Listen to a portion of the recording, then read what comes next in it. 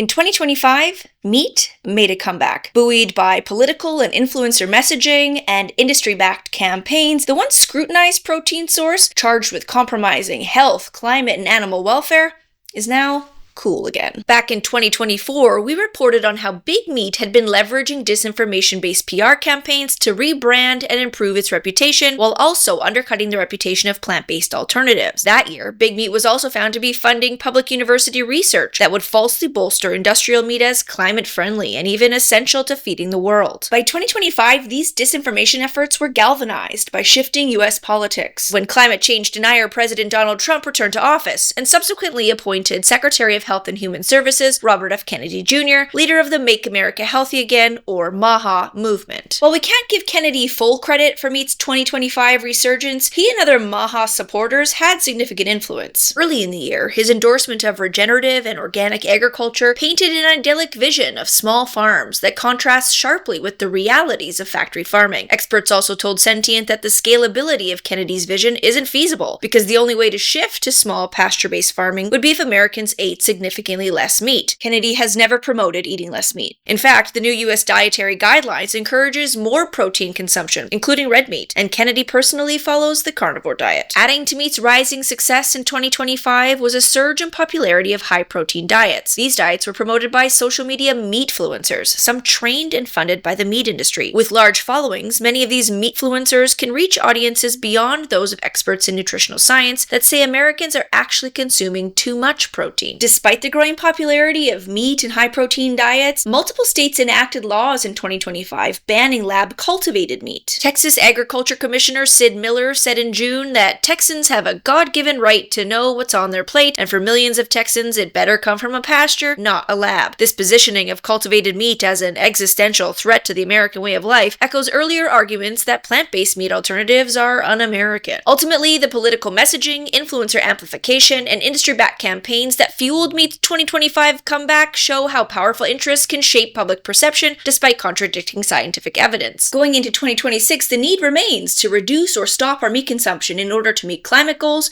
and improve public health, even as US political and cultural forces continue to endorse it.